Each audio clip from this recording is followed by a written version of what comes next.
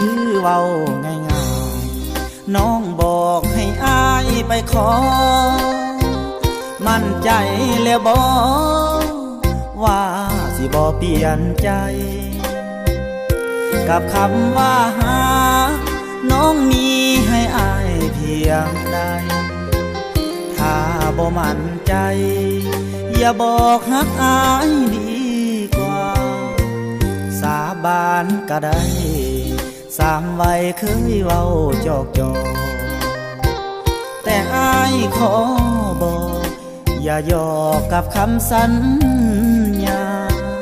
ถ้าบ่ฮักจริงอย่าบอกว่าฮักออกมาบ่ต้องสัญญาสาบานให้ฟ้าผ่าหัวลูกผู้ชายยอมตายย้อนคำสาบาน